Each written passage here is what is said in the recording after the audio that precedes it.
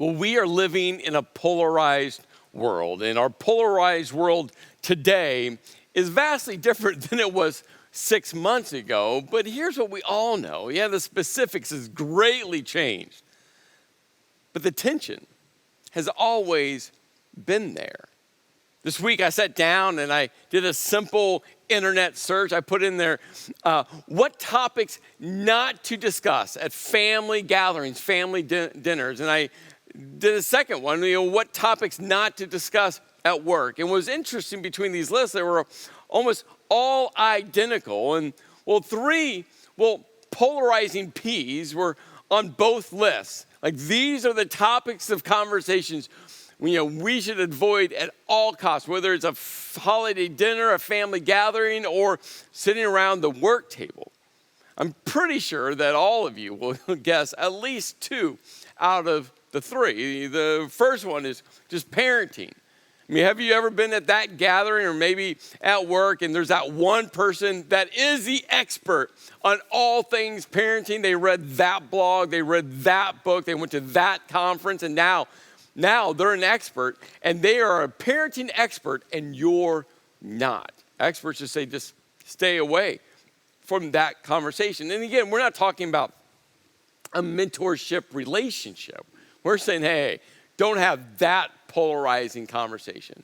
Number two, I'm sure you all will get politics. Yeah, and we are in an election cycle, and we all know, maybe your family has a no politics policy. I mean, you show up for Thanksgiving dinner and you just know it's spoken, it's unspoken, just no one bringing it up. For some of you, you're in your car driving to that family gathering and you're lecturing your spouse, your husband, your wife, your kids. Don't talk about politics. We all know how polarizing politics, no matter what side you lean on, politics, always polarizing. Which leads to the third polarizing P, which is finances.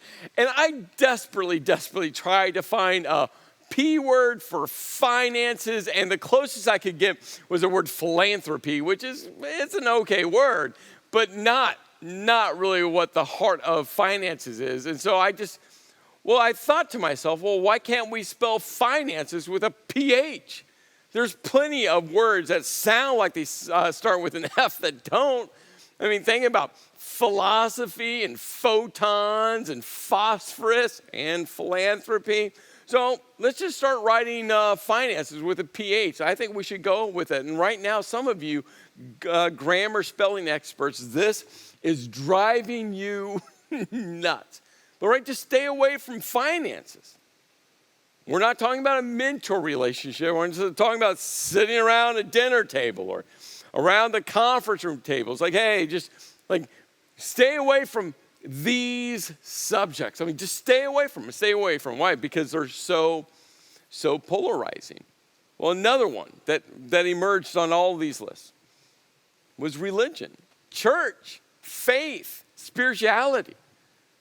I mean, do you have one of those bad church experience stories?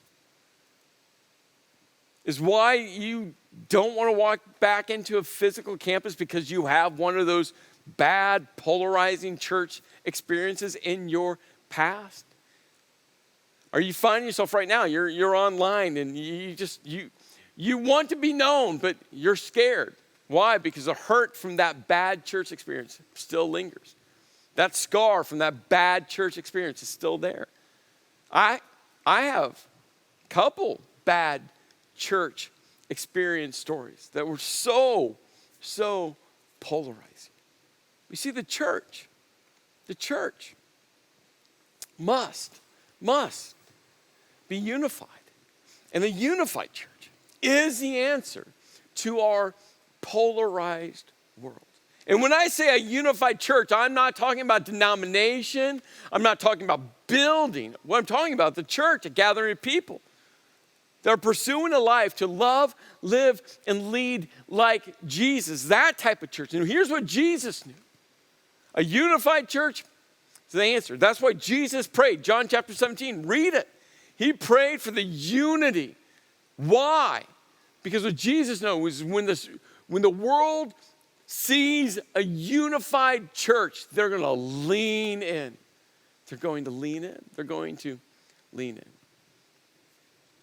So in this series, the question that we've been circling around, the question we're going to answer today is, how do we lead in our polarized world? Now, there's going to be three very, very specific actions that helps us answer how to lead in our polarized world.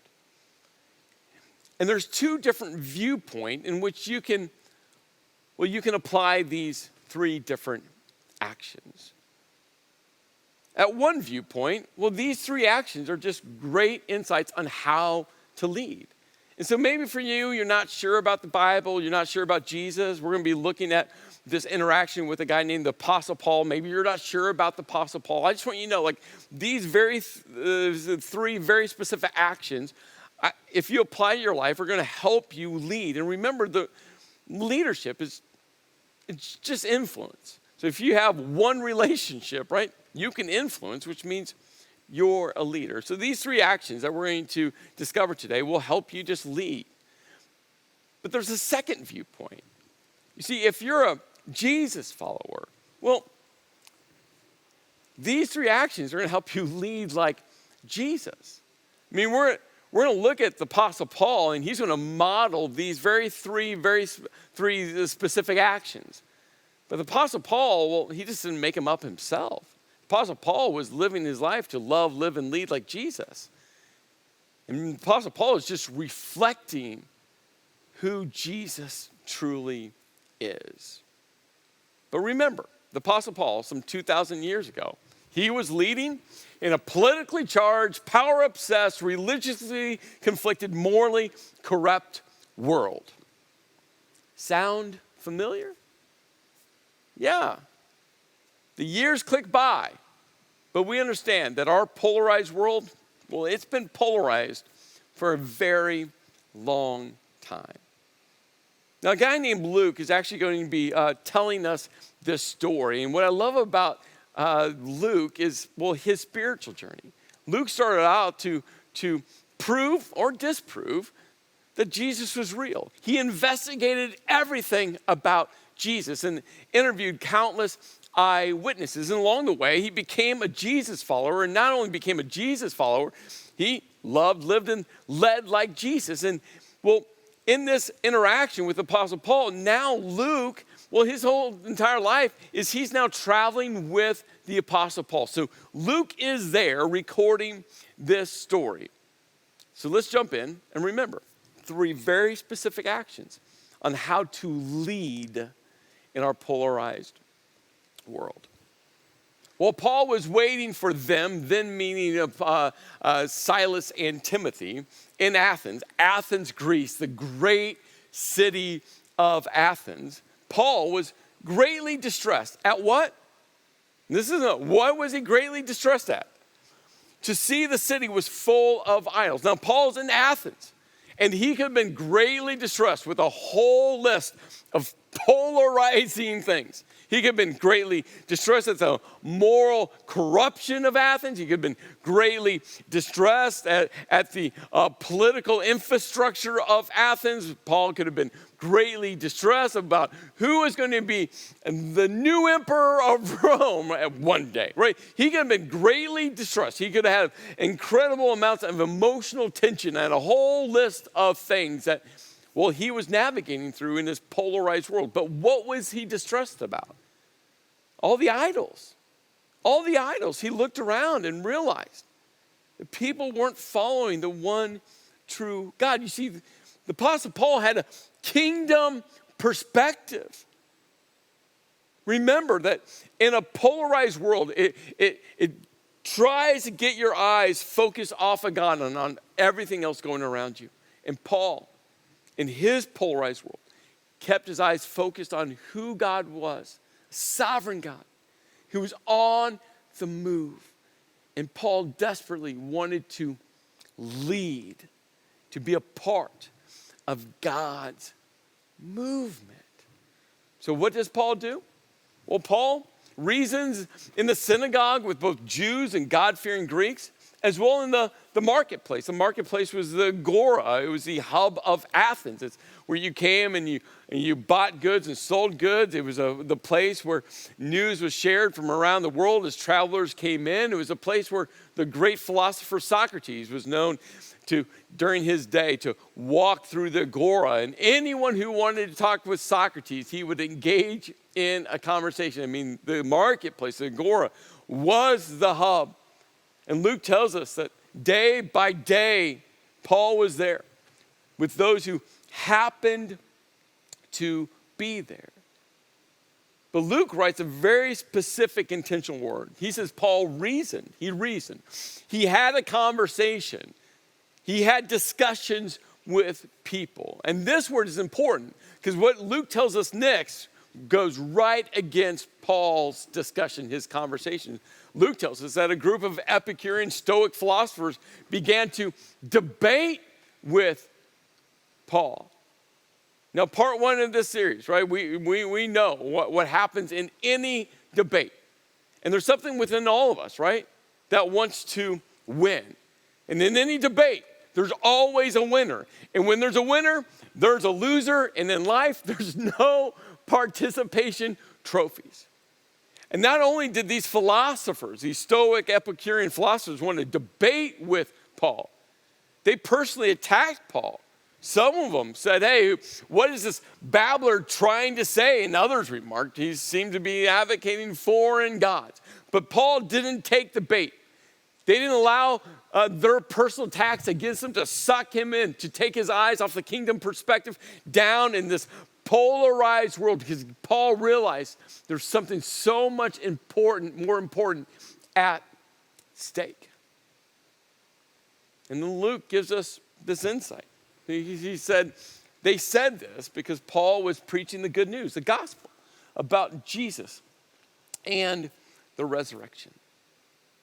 So these philosophers took Paul and they walked him to, this place called the Areopagus. It sits right in the middle of the city, in the shadows of the Acropolis. I was there in November. It's an incredible place. And the Areopagus was also called Mars Hill. And this is where the Council of Ares met. Now, Ares was the Greek god for thunder, for war. It's where we get the name Areopagus. Now, you might be wondering, why was it also called Mars Hill? Well, remember, in mythology, the Greeks had their names for their gods. And then Rome comes along, and they just basically, they take all of the Greek gods, and they just give them Roman names. So the Roman name for Ares, the god of thunder and war, is Mars. And at this Council of Ares is where all of the political decisions were made, is how the city was ran, and all the people of power and influence sat there. And so these Epicurean and Stoic philosophers brought Paul to the Areopagus, where all of the movers and shakers of Athens were. And Paul, they wanted to hear about this good news. They wanted to hear about, this new religious perspective. And so Paul seized his moment. Remember, 3 very specific leadership insights. Not only just for us to lead in everyday life, but how for us, if you're a Jesus follower, to lead like Jesus.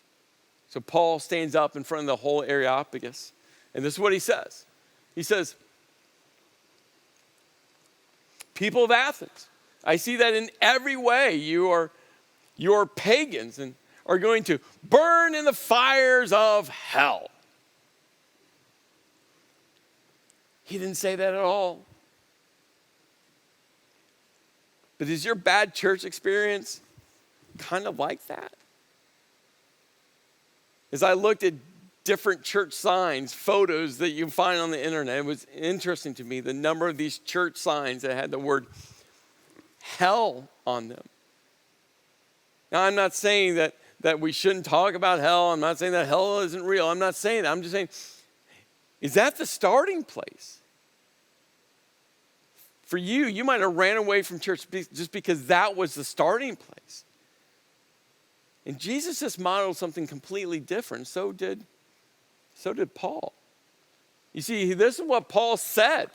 Paul said, I see that in every way you are very religious. You see, the action, the leadership action. We must fight for common ground. That was common ground. Paul goes, hey, I see that we're all very religious. You're very religious. I'm very, we're very religious. Common ground. Now, what the religious construct was vastly different, right? Who they believed in as God or their gods, and Paul's viewpoint on God, completely different. Their doctrine, their theology, right? How they would even talk about faith, completely different. But Paul fought, in a polarized word, fought for common ground. And as his leaders, we must always fight for common ground. As spiritual leaders, people that are leading like Jesus, we must fight for common ground, because a polarized world always wants to separate and segregate and put people up in silos. But there's something about when we fight for common ground. If you're divorced or going through a divorce, you know how polarizing that experience is. You know it. Sides are taking, family members are taking sides, friends are taking sides, everyone's taking sides. And you just grow more and more and more distance. But the couples, and maybe you know this, the couples that fight for common ground. And if in a divorce situation there's kids, the common ground it's the kids. The couples that say, you know what? We're polarized, but we're going to fight for common ground. That means how we raise our kids together, how we educate our kids, how we dress our kids, how we care for our kids, the rules within the separate houses. The couples that say, you know what? Yeah, we're going through a divorce. We're divorced, but we're going to fight for common ground. We want the best for our kids. Guess what happens to the relationship? It comes back together. But in a divorce, when the kids become pawns, it just becomes more and more and more polarized. You see, we must fight for common ground. And our world is screaming at us that there is no common ground. This side or that side, this perspective or that perspective. My way's the right way, your way's the wrong way. And we must find the common ground to stand on. And this is what Paul does. He goes like, hey, I see that you're very religious. He doesn't say, hey, you're wrong. He goes, hey, I see that you are. I see that you are. But for Paul to discover the common ground, he had to do something else first. And that really leads to the first action. Fighting for common ground is number 2, but it leads to the first one because Paul did something first before he discovered what the common ground was. And Luke tells us what he does. For as I walked around and looked carefully at your objects of worship. So Paul, before he even meets at the Areopagus, he's walking around. He's looking at all the different places of worship in Athens. You know what Paul discovers? He discovers that he finds this altar with the inscription to an unknown God. You see, the second action, and so important, is we got to focus on the other perspective. That's what Paul was doing. He realized that he had to find this common ground in a polarized world, especially spiritually. He's like, hey, if you're gonna fight for this common ground, then guess what? Now we can do something. So what does he do first? He walks around and he focuses on their perspective. He's like, what do they believe? What do they worship? Where are they at in this whole spiritual discussion? Again, he didn't start off by telling them they were going to hell. He's like, I want to know where they are in their spiritual journey. I just tell you, the more polarizing our world becomes, the more our eyes go on ourselves, our perspective, our fears, our needs, our concerns, our desires, us. And that's why the kingdom perspective is so important. Because it is a kingdom perspective that God is sovereign and God is on the move. And he wants to link arms with you to be part of his movement. And that's what enabled Paul to focus on other people, because of his kingdom perspective. He had the message of hope for everyone.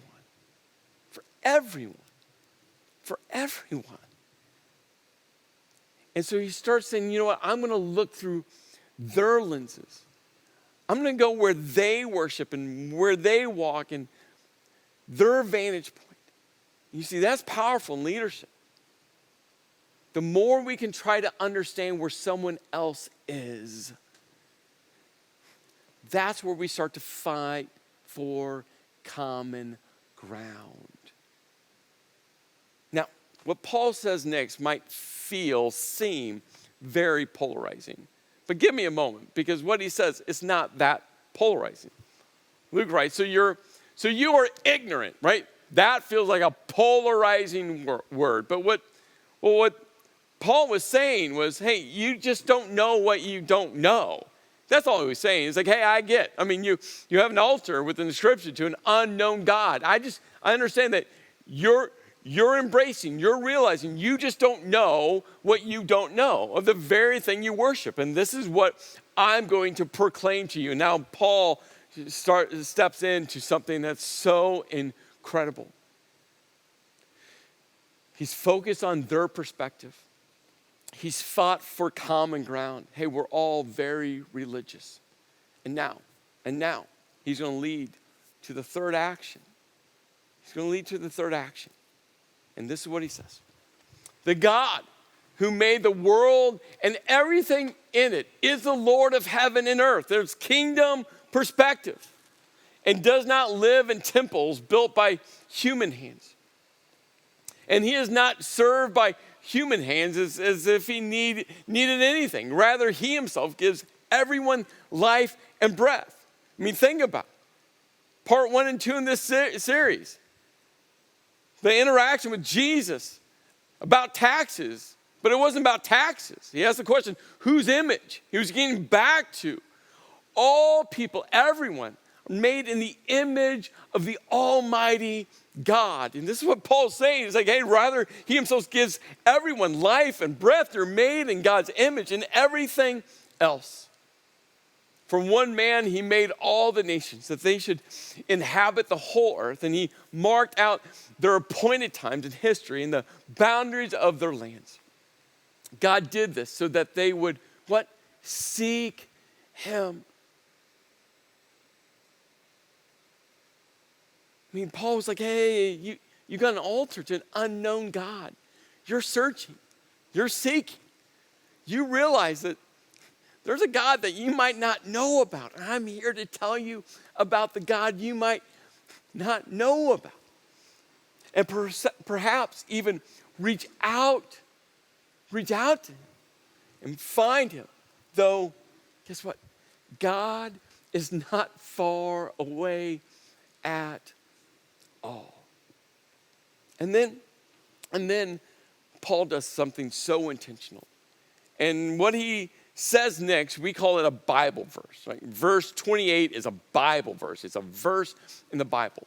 But what Paul does leads to the third action step on how to lead in a polarized world. And this is so important. So important. So especially if you're a Jesus follower, you can't miss this.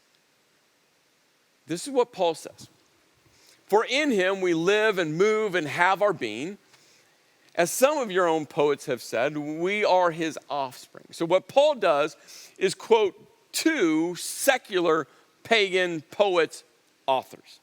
Two of them. And at this point, he would have just landed these two secular pagan poets' statements. And everyone on Mars Hill, I mean, they would have known, they had been leaning in. They probably would have been a little surprised that, well, Paul would have even known these words. But he lands these two statements. The first one, well, it's from a guy named Epimenides, and he wrote somewhere around 600 BC. And what he was writing was this poem from the Greek god Minos, who is the son of Zeus. And Minos was sharing these words about his father, Zeus, in their pantheon was God. And he writes, they fashioned a tomb for thee, O holy and high one. The Cretans always liars, evil beasts, idle bellies. But thou art not dead. Thou livest and abidest forever. And then here's the statement that Paul is quoting. For in thee we live and move and have our being. The second one was from another poet, philosopher, writer. His name was Aratus. And Aratus, well, he was writing this hymn to the Greek god Zeus. And this is what he writes. It is with Zeus that every one of us in every way has to do. And here's a line that Paul's quoting, right, from this pagan philosopher, poet. For we are also his offspring. So all of a sudden, Paul lands these 2 points. And here's such an important leadership step. Yeah, focus on other people's perspective. Yeah, fight for common ground. But then you gotta find a connection point. And that's what Paul was doing. He found a connection point from their pagan secular writings, things that they would have studied in school, from other teachers, from their parents, right? They would have known this. And at that point, there was a connection point because Paul was taking them on a spiritual journey. And I just want you to know, everything we do at Tri-County Church, of course, all of our churches, is this framework. We're focusing on other people's perspective, people that don't know about Jesus, don't know about God, maybe been hurt by the church, ran from the church, not sure about church, don't trust church people. Like, just know, we're always trying to focus on other people's perspective. We're trying to find common ground, and we fight for the common ground. And then we try to find connection points for people. In Kids Rock, we're trying to find connection points with kids because we want to help kids take a step on their spiritual journey. In our Velocity Student Ministries, we're trying to find connection points. Where are they in life? What do they like to do in life? What are they lensing through in life? And we just want to find those connection points and help them. And across all of our adult environments, like, we are just trying to find connection points. So if you ever wonder, well, why do you do it that way? I just want you to know our method to share Jesus with everyone and help all people take steps on their spiritual journey by loving, living, and leading like Jesus, everything we do is meeting people where they are and helping them take steps. And how have we learned to do this? Well, Paul. That's what Paul's doing. Paul's pulling in these secular pagan poems and say, hey, I know this is how you're lensing through your faith journey. I'm just going to meet you where you are and take you on a journey. And oh, by the way, guess what? Jesus did the same thing. He met people where they were, found connection points, and took them on a journey. So at this point, you could just tell that everyone on Mars Hill was just leaning in. And Paul says, therefore, since we are God's offspring, we should not think that the divine being is like gold or silver or stone. And this is all they decorated all their altars and temples filled with gold and silver and stone. He's like, no, my God looks vastly different. An image made by human design and skill. And Paul's like, not my God. My God is not made by human hands. In the past, God overlooked such ignorance, but now he commands all people, that includes you, all people, everywhere to repent, to turn and to face God. For he has set a day when he will judge the world with justice by the man. And notice, Paul doesn't use the name Jesus, because that name wouldn't meant anything to them at that moment. He said, hey, the world with justice by the man he's appointed. He has given proof of this to everyone by raising him from the dead. You see how Paul led people on a spiritual journey. So intentional. So intentional. And Luke tells us, some of the people sneered, but others said, we want to hear you again on this subject. When Paul left the council, and Luke tells us, well, some believed in Jesus. I mean, he writes this phrase, followers of Paul, they became followers of Paul. All that means is, well, Paul became their kind of spiritual leader. But they believed in Jesus. And among them was Dionysius, a member of the Areopagus, also a woman named Damaris, and a number of others. You see, we come back to this question. And the answer to this question, how are you going to lead in this polarized world? We have to. Hey, Jesus followers, listen. This is so important. We have to focus on others' perspective. We have to get our eyes off of ourselves and start trying to see what other people see, trying to discover what other people are going through, trying to shift around and try to grasp all of their thoughts and feelings. We got to ask questions. We got to be selfless and focus on other people. Number 2, we got to fight for common ground. Fight for it.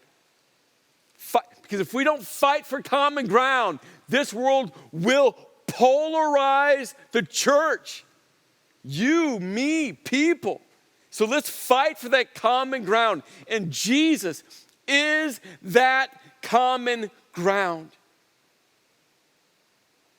And let's find connection points. Let's meet people where they are and walk with them on their spiritual journey, teaching them to love like Jesus, to live like Jesus, and to lead like Jesus. How do we lead in a polarized world? Let's do those 3 things. And watch people come together. Let's pray. Lord, I thank you for Jesus living his life so we could live in reflection of him. Lord, I'm thankful for people like the Apostle Paul that pursued a life reflecting Jesus. Lord, that Luke, on his own spiritual journey, captured this moment because it is the image of what the church is about. Share the good news about Jesus with everyone. But how we go about doing that can be so polarizing, God, or it can be so unifying. So, Lord, may we lead like that. In your name I pray. Amen.